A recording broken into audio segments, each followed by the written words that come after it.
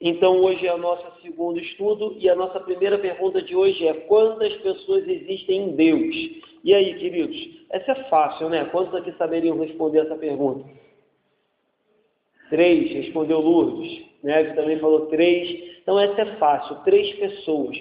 Falávamos sobre isso aqui na segunda-feira no curso de teologia. Então, vamos ver qual é a resposta que o catecismo coloca aí. Ela é um pouquinho mais ampla, né? Nós falamos 3. Mas o catecismo diz: existem 3 pessoas num único Deus, vivo e verdadeiro. Então, 3 pessoas em um único Deus, e esse Deus é vivo e verdadeiro. E aí o catecismo exemplifica, ou melhor, explica quem são essas 3 pessoas: o Pai, o Filho e o Espírito Santo. Então essas são as 3 pessoas.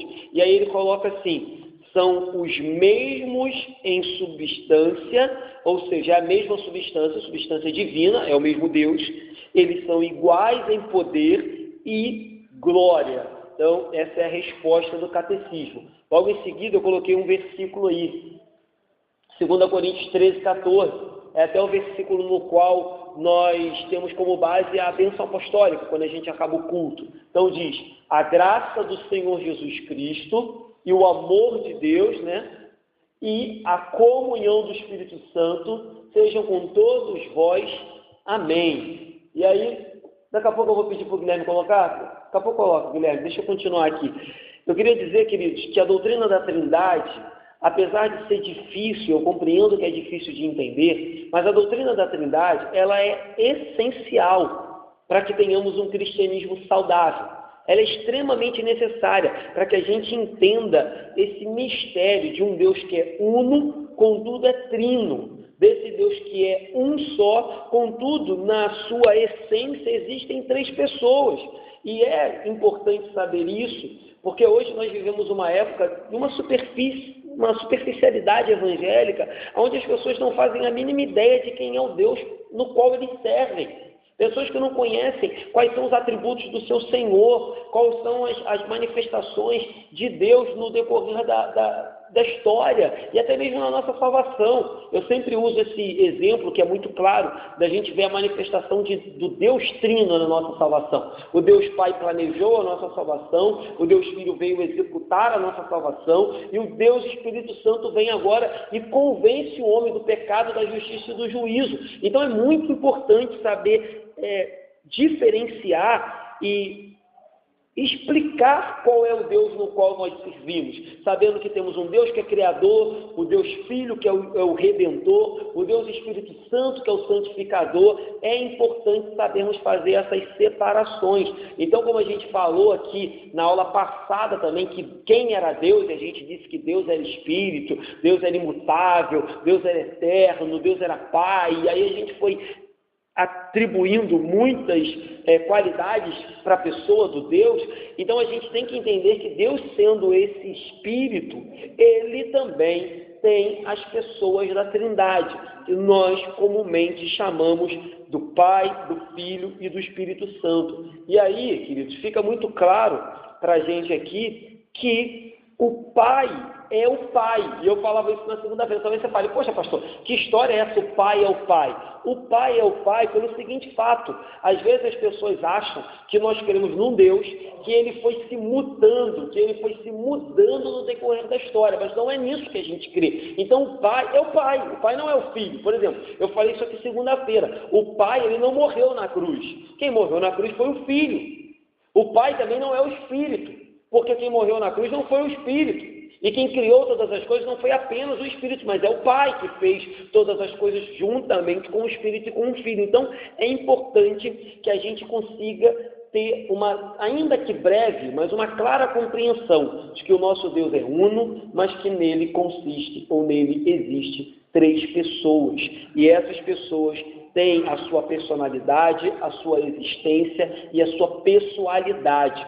Tanto é assim que eles têm os seus atributos de forma independente. Como eu disse, além de atributos, suas missões independentes. Claro, trabalham num comum acordo? Sim. Contudo, nós vemos eles trabalhando de forma independente. Não, como eu disse, não é um Deus que se muda ou um Deus que é mutável. Porque quando Jesus é batizado, nas águas, você vê Jesus entrando nas águas, você vê o Pai falando, este é o meu Filho, amado em quem me compraz, e você vê o Espírito descendo sobre ele na forma corpórea de pomba. Se fosse apenas um Deus que fosse mudando no decorrer do tempo, alguns vão dizer, não, era o Pai no Antigo Testamento, no Novo é o Filho, e agora é o Espírito. Não, não é, porque se fosse um Deus que fosse mudando, não haveria como nós percebermos que os três estão ali no momento do batismo de Jesus. Então, é importante, queridos, que a gente grave, ainda que o básico da doutrina da Trindade. Para alguns, a doutrina da Trindade é um grande mistério matemático,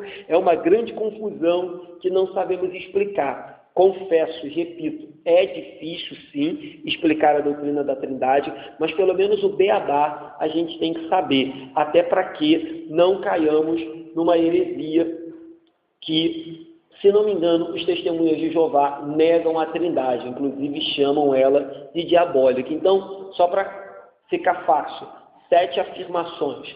Há um só Deus, o Deus que a gente crê, Todo-Poderoso. Segunda afirmação, o Pai é Deus. Terceira afirmação, o Filho é Deus. Quarta afirmação, o Espírito é Deus.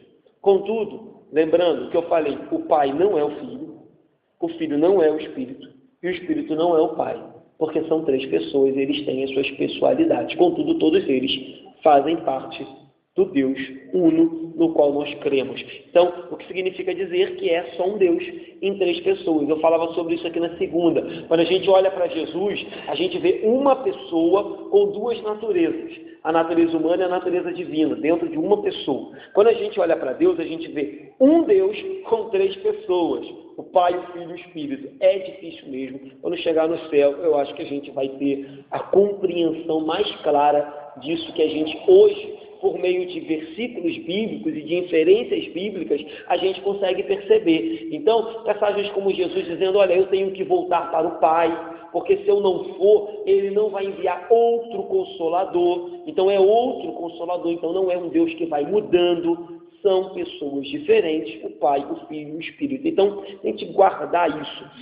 Outra coisa importante é que a Trindade nos ensina algo muito interessante acerca da unidade na diversidade. O que é isso, pastor? Você percebe um Deus que é uno, mas que dentro da sua unidade, dentro do seu ser, comporta uma diversidade de 3 pessoas, o Pai, o Filho e o Espírito. Isso é importante para nós, quanto igreja, entendermos que queremos ser uma igreja uma igreja unida, uma igreja que seja uma unidade em Cristo Jesus, mas que comporta também várias diversidades de idade, de cor, de raça, de pensamento, de ideia, de atitude, de personalidade. Então, a Trindade, ela é o nosso alvo de unidade com diversidade. O problema é que hoje, dentro da igreja, as pessoas tentam incorrer em 2 erros. Ou querer forçar essa diversidade até o último ponto, esquecendo que, apesar de sermos diversos, temos um ponto, ou melhor, vários pontos que nos unem. Então, é uma diversidade, sim, somos totalmente diferentes, mas tem algo que nos une: a fé, as convicções, a esperança, o amor, a amizade, a comunhão que temos, isso nos une. Então, hoje a igreja erra nesse ponto. Ou quer ser muito diversa, muito plural, ou a igreja erra no outro ponto. A igreja quer impor uma unidade, fazendo com que todo mundo perca a sua diversidade. Então, olha, aqui a gente é assim, então todo mundo é obrigado a ser assim. É claro que nós temos doutrinas, é claro que nós temos parâmetros, é claro que a gente tem uma ordem que a gente segue como congregacional de andorinhas, mas a gente tem que entender que a gente também não pode impor a unidade a ponto de fazer com que todo mundo seja robô, porque a própria Trindade é uma unidade com diversidade. Temos o Pai, o Filho e o Espírito. Então, isso é muito importante. A Trindade nos ensina isso. A Trindade nos ensina também, queridos, que os atributos de Deus são eternos.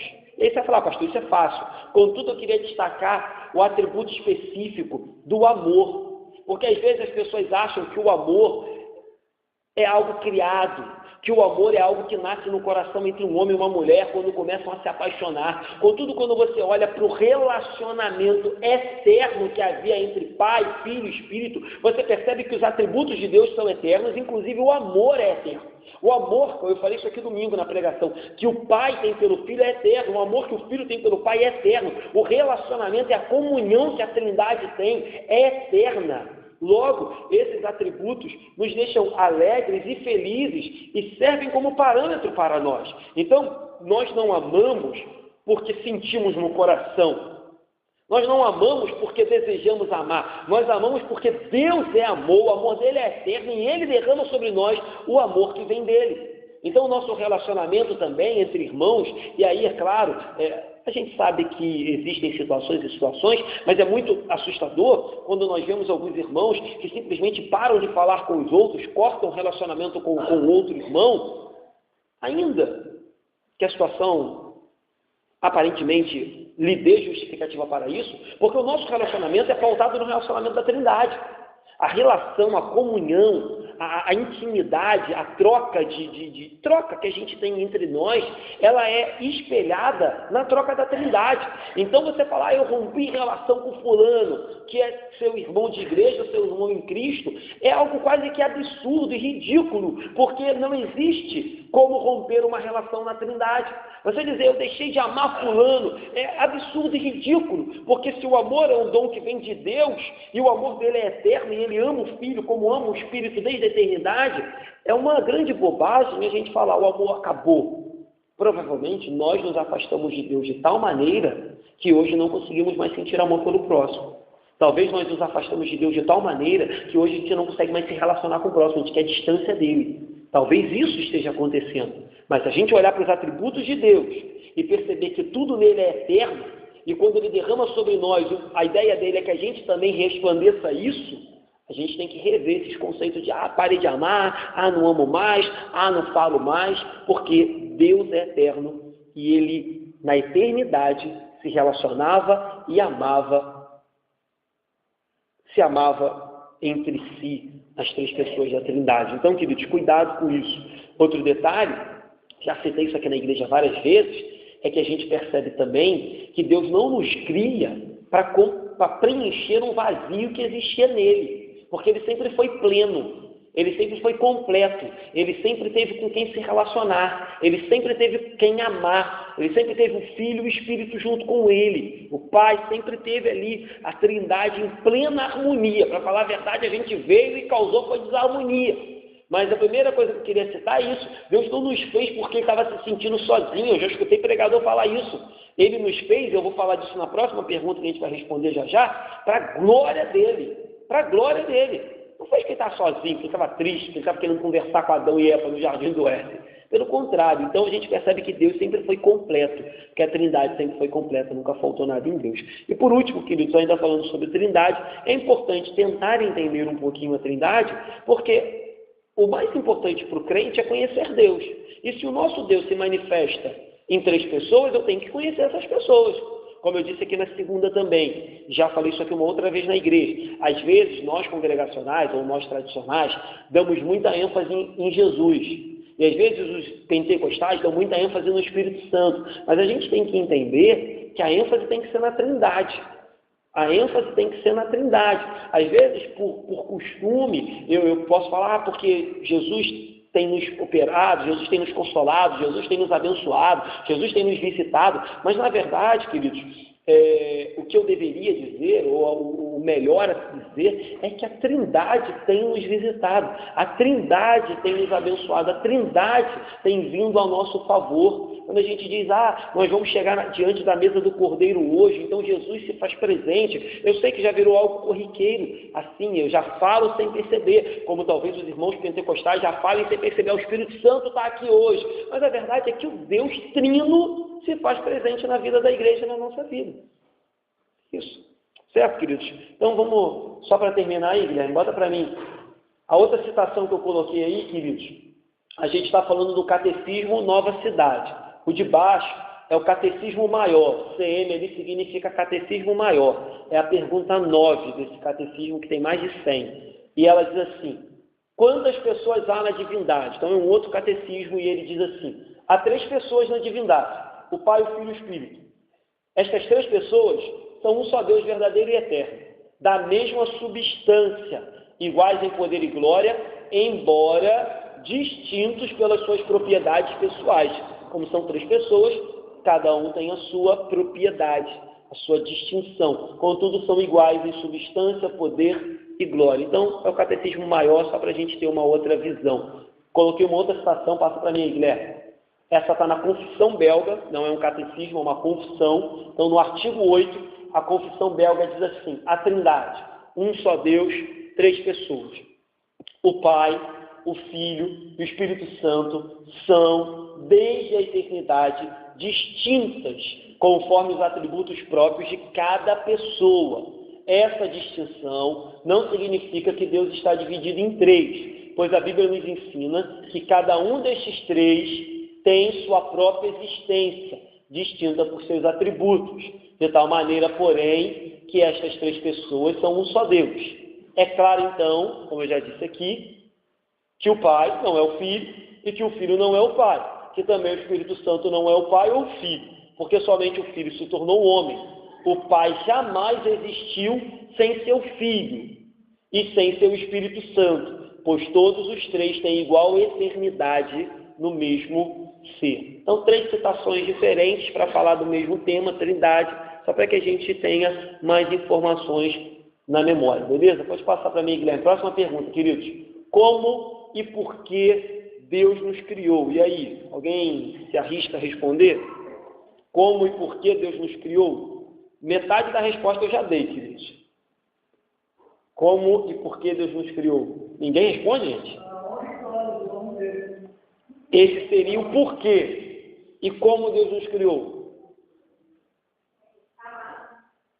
Também.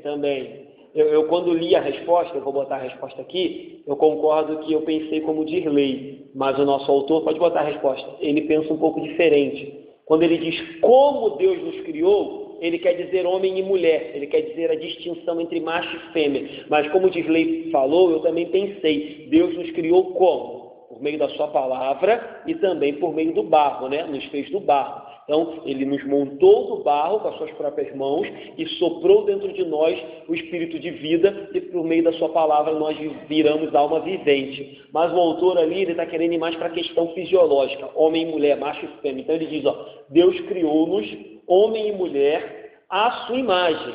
E aí a gente sabe, ele foi resumido, mas a Bíblia diz a imagem e semelhança, né? Para conhecer, e aí entra a resposta do Orlando. Orlando diz, Deus nos criou para a glória dele. Então, a glória dele consiste em conhecer, amar, viver como ele e glorificá-lo. Então, a gente conhece ele, ama ele, vive para ele, de forma que a gente possa glorificá-lo em tudo aquilo que a gente faz. É totalmente justo que, se fomos criados por Deus, vivamos para a sua glória. Então, o autor termina com uma conclusão. Se foi Deus que fez homem e mulher, e aí completando, da terra, do barro, nós devemos viver conforme aquilo que ele deseja para a gente, conhecendo, amando, vivendo e glorificando ele, e é justo que, se somos criatura, nós nos sujeitemos à vontade dele. Tem um versículo aí, bota aí, Guilherme. É Gênesis 1, né? E criou Deus o homem à sua imagem, e a imagem de Deus o criou, homem e mulher os criou. Então, bem claro aí, nós poderíamos aqui não perder tempo, né? Mas nós poderíamos aqui perder um tempo comentando sobre questões de ideologia de gênero, questões de homossexualismo, que com certeza são refutados já no capítulo 1 de Gênesis. Então, não é o propósito aqui hoje, nosso do estudo, mas já fica claro. Então, metade da resposta eu já dei na outra pergunta. A glória de Deus é o porquê de nós sermos criados. Deus queria glorificar o seu nome. Então, a primeira coisa que os filhos de Deus devem desejar e buscar é viver para a glória de Deus. Então, repito que já falei aqui na igreja em outras oportunidades. Quando a gente olha para um pecador sendo salvo, às vezes a gente fica muito feliz porque aquele pecador saiu do inferno. Glória a Deus por isso, isso é verdade. Às vezes a gente acha que Deus está salvando aquele pecador porque Deus estava talvez com pena dele ir para o inferno. É verdade, a Bíblia diz que Deus não quer que o ser humano vá para o inferno, isso é verdade. Mas antes de tudo isso, queridos, Deus só salva pecador, Deus só nos criou, Deus só nos ama, Deus só nos abençoa, e tudo quanto mais Ele faz por nós é para que a glória do nome dele seja manifestada na nossa vida. Então quando Deus te cura, você fala, caramba, Deus me curou, é porque eu fui fiel, porque a igreja orou. Não, é porque a glória do nome dele vai ser manifesta na tua cura. Ah, mas se Deus também não me curou, pastor, é porque a glória dele vai ser manifesta na tua doença, para que por meio dela você dê testemunho de que ele é bom, de que você não se arrepende de crer nele, de que você não voltará atrás, de que independente do que você está passando, ele é poderoso para guardar a sua salvação até aquele grande dia. Então tudo que Deus faz, querido, é para a glória dele. A gente, automaticamente, é beneficiado. Mas se Deus te dá um emprego, se Deus te promove, se Deus te dá um filho, se Deus permite que sua esposa engravide e tantas outras coisas mais, é para a glória dele. Problema, e aí eu me incluo nisso, é que às vezes a gente esquece de dar glórias a Deus. Como o Guilherme bem disse aqui no domingo de manhã, quando ele estava dirigindo, começando o culto, ele disse que quando ele estava dando aula, na verdade, no domingo, ele disse que logo assim que ele comprou o primeiro carro dele, ele começou a dar glória a Deus, porque ele tinha comprado um carro. Mas o tempo passou e ele começou a se vangloriar daquilo que ele no início tinha dito que foi Deus que deu. Então tudo o que acontece na nossa vida é porque Deus nos fez para a glória do louvor dele. Então devemos desejar a glória de Deus. O próprio Jesus Cristo, quando ora em João 12, ele diz, Pai, glorifica o teu nome. Então se o próprio Jesus pede para que o nome de Deus fosse glorificado, nós devemos buscar fazer a mesma coisa por meio da nossa vida. Então, queridos, o propósito pelo qual o mundo foi criado, o propósito pelo qual Deus salva pecadores, o propósito pelo qual Deus enviou o Filho dele, o propósito pelo qual Deus nos ama, o propósito pelo qual tudo acontece na nossa vida é para a glória dele, é para que o nome dele seja bendito. Quando ele diz que todos os povos, línguas e nações, todo joelho se dobrará, é para a glória dele. É só por isso. Quando ele diz que ele tem um povo espalhado e que ele reunirá esse povo e que ele voltará para reinar com esse povo, é para a glória dele. Então a gente poderia aqui ainda estender muito o nosso horário, mas não é o meu intuito aqui. Nós falamos muito sobre isso quando a gente estudou aqui Cosmovisão, durante os nossos estudos de quinta-feira. E eu dizia que o nosso dinheiro, a nossa saúde, o nosso intelecto, a nossa força, o nosso tempo, a nossa família, o nosso trabalho, eu dizia que tudo isso tem que redundar em glória para Deus. Ah, pastor, é difícil fazer isso? É difícil. É difícil viver assim? É difícil, porque às vezes a gente já entra numa rotina tão grande que a gente esquece um pouco desse detalhe. Mas lembre-se, querido, tudo que envolve a sua vida deve redundar em glória para Deus. Então, se nós temos usado o nosso tempo e não tem sobrado tempo para a glória de Deus, está errado. Se nós temos usado o nosso dinheiro e não tem sobrado dinheiro para abençoar a obra de Deus, está errado. Se a gente tem usado o nosso corpo e não tem sido para a glória de Deus, está errado. Se a gente tem feito tudo relacionado a nós, se a gente tem uma família e dentro da nossa família Deus não tem sido glorificado, está errado. Se a gente tem um bom emprego e Deus não tem sido glorificado, está errado. Então a gente tem que tentar aos poucos, todos os dias, avaliar a nossa vida, rever as nossas atitudes. Se a maneira que a gente fala não glorifica a Deus, está errado. Se a maneira que a gente pensa, se a maneira que a gente trata o vizinho não glorifica a Deus, está errado, queridos. Se não glorifica a Deus, a gente está distorcendo o propósito para o qual nós fomos criados. Nós fomos criados para glorificar a Deus. Então, se eu faço qualquer coisa na minha vida que não glorifica a Deus, pode ter certeza, está errado. Então, isso é um assunto que a gente poderia alongar, mas eu quero ser breve nesse assunto.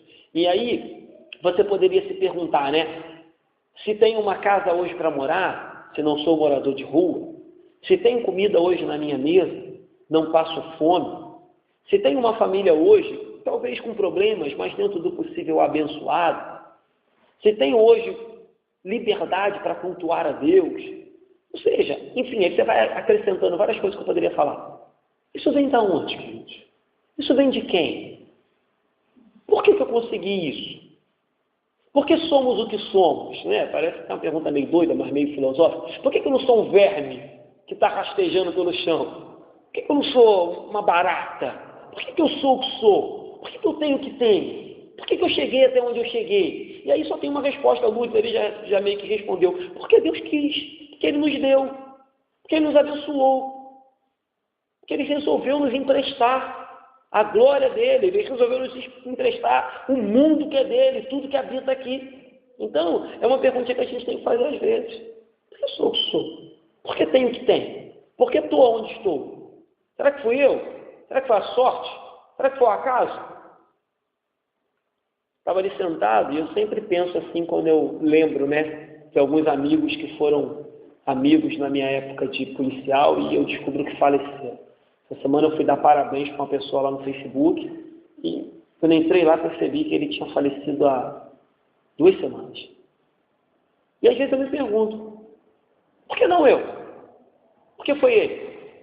Estava convertido, o Facebook dele tinha vídeos dele louvando a Deus, várias citações bíblicas, várias passagens bíblicas no Facebook, várias filmagens numa igreja pequenininha, uma igreja de garagem, ele participando do culto. Mas tiraram a vida dele. E eu me pergunto, por que não eu? Por que foi ele? Então, a gente tem que fazer essa pergunta. Uma vez eu preguei sobre isso aqui, falei, das desgraças que acontecem na família dos outros, e a gente deve se perguntar, por que não foi na minha? Se fosse na minha, será que eu estava preparado? Como eu reagiria se fosse na minha família? A gente tem que se perguntar essas coisas, e no final das contas a gente vai chegar a uma conclusão, porque Deus é bom. Porque Deus tem sido misericordioso. E se um dia acontecer, porque Deus é bom também. Perguntas que a gente deve fazer. Dentro dessa questão de Deus nos fez a nossa imagem, a sua imagem, melhor dizendo, eu queria fazer uma pergunta para a gente começar a terminar aqui esse nosso estudo de hoje. Por que as pessoas fazem imagens? Já parou para pensar? Por que as pessoas fazem imagens de barro, de ferro e adoram aquelas imagens? Eu poderia dizer que as pessoas fazem imagens porque querem que aquelas imagens demonstrem alguma coisa, reflitam alguma coisa. Então, se você vai fazer uma imagem, sei lá, uma estátua para o Michael Jackson, você quer que aquela imagem reflita, demonstre, revele Michael Jackson, Tem até o pessoal que brinca aí com alguns cartunistas ou alguns artesãos que vão fazer o busto de alguém, fica ridículo. Fica nada a ver, você fala, pô, não é essa pessoa.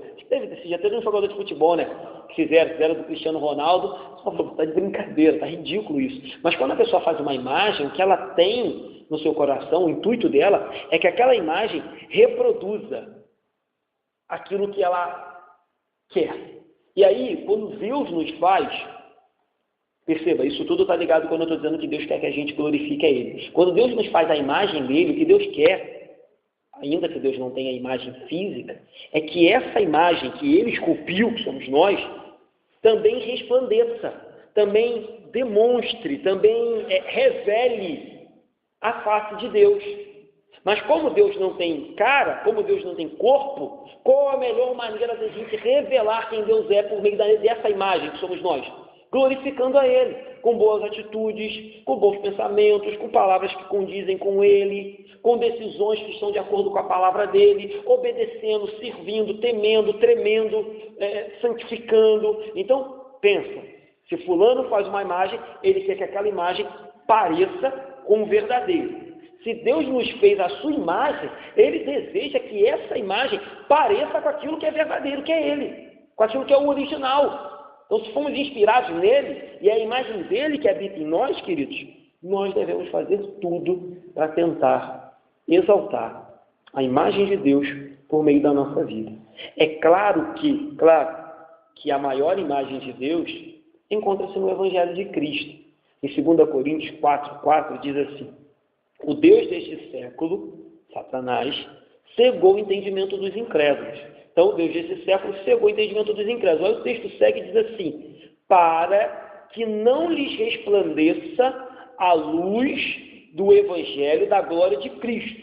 Então, Satanás cega as pessoas para que não resplandeça o Evangelho de Cristo. Aí olha o que Paulo diz, que é o Evangelho da glória de Cristo, que é a imagem de Deus.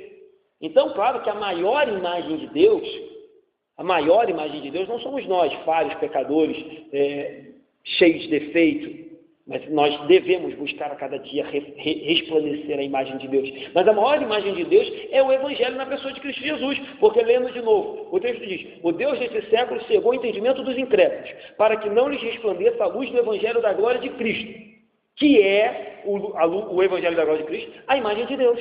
Então, a melhor maneira, primeiro, ter uma vida coerente, ter uma vida que condiz com o Evangelho. Mas a melhor maneira também de revelar a glória de Deus, a imagem de Deus para alguém, é apresentando Cristo e o Evangelho de Cristo Jesus, o amor dele pelos pecadores. É aonde brilha com mais intensidade a pessoa do nosso Deus Todo-Poderoso. Então, olhando para as nossas vidas, queridos, o que a gente deve buscar a fazer é isso. Como e por que Deus nos criou? Nos criou do pó da terra, de acordo com a sua vontade, soprou em nossas narinas o fôlego de vida, nos fez macho e fêmea, homem e mulher, nos fez a sua imagem e semelhança e nos criou com um propósito: glorificar o nome dele enquanto houver fôlego de vida.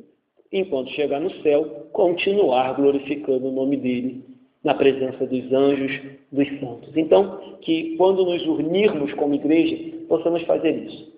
Sempre buscar glorificar a Deus, porque foi para isso que fomos criados. Beleza? Para terminar, coloca para mim, Guilherme, a próxima citação que eu coloquei. Aí eu citei de novo o Catecismo Maior, e o Catecismo Maior, na primeira pergunta, diz: qual é o fim supremo e principal do homem? Qual é o fim supremo, o fim do homem e principal? O fim supremo e principal do homem é glorificar a Deus e gozá-lo para sempre. Gozá-lo aí está no sentido de se alegrar, de se sentir bem, de se regozijar, de se satisfazer em Deus para sempre. Então, o nosso fim é glorificar e nos satisfazer eternamente em Deus. Coloquei mais uma, né? A última citação aí de hoje, Confissão Belga, artigo 14, a criação do homem e sua queda. A Confissão Belga vai um pouquinho além, vai falar da queda. Cremos que Deus criou o homem do pó da terra e o fez e formou conforme sua imagem e semelhança. Bom, justo e santo, capaz de concordar em tudo com a vontade de Deus. Mas quando o homem estava naquela posição excelente, a posição no qual ele foi criado, ele não a valorizou e não a reconheceu. Dando ouvido às palavras do diabo, submeteu-se por livre vontade ao pecado e assim à morte e à maldição, pois transgrediu o mandamento da vida que tinha recebido e pelo pecado separou-se de Deus, que era a sua verdadeira vida. Assim, ele corrompeu, Adão, toda a sua natureza e mereceu a morte corporal e espiritual. Queridos, assim a gente encerra por hoje